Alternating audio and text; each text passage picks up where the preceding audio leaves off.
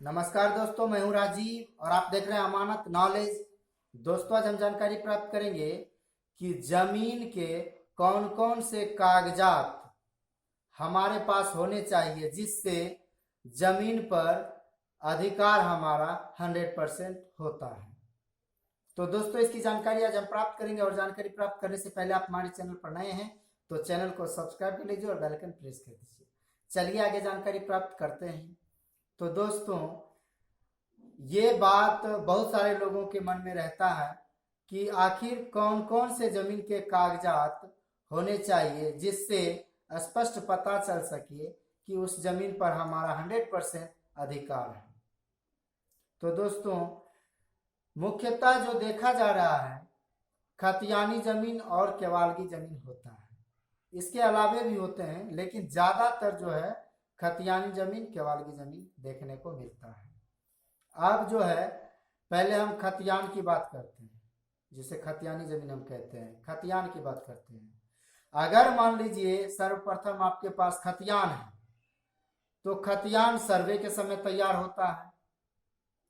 जब उस समय का आपके पास खतियान है तो उस खतियान के आधार पर आपका दाखिल खारिज होगा, और दाखिल खारिज होगा तब आपका जमाबंदी कायम होगा, और जमाबंदी कायम होगा तब आपको लगान रसीद निर्गत किया जाएगा आपके लिए। तो आपके पास खतियान है और उस खतियान का लगान रसीद भी आपके पास है, तो ये आपका कागजी रूप से तैयार है। ठीक है, आपका एक प्रूफ। अब उस जमीन पर आपका दखल है तो वह जमीन 100% आपका है। ये खतियानी जमीन की बात करते की। अब चलते हैं आगे, केवालगी जमीन की बात करते हैं। तो कुछ व्यक्ति ऐसे होते हैं जो जमीन खरीदते हैं, रजिस्ट्री करवाते हैं, रजिस्ट्री पेपर यानी कि केवाला, या केवाला को हम बैनामा भी कहते हैं।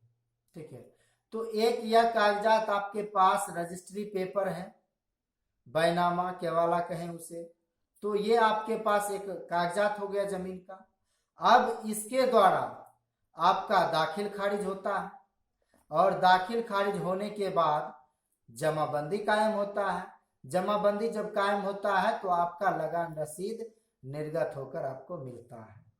तो एक तो हो गया कि आपका केवाला, जिसे रजिस्ट्री पेपर कहेंगे, ठीक है, और उसके साथ ही साथ उसका लगान रसीद।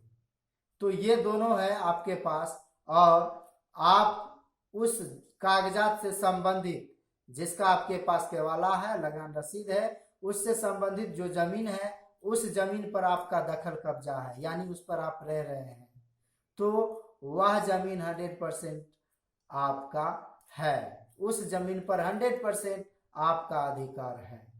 तो आपके पास क्या कागजात होनी चाहिए और किस प्रकार से आप 100% उस पर आपका अधिकार है, ये स्पष्ट रूप से आप समझ गए होंगे। अगर समझ में आ गया तो वीडियो को लाइक शेयर करना ना भूलें। मिलते हैं नेक्स्ट वीडियो के साथ, तब तक के लिए अलविदा। थैंक्स।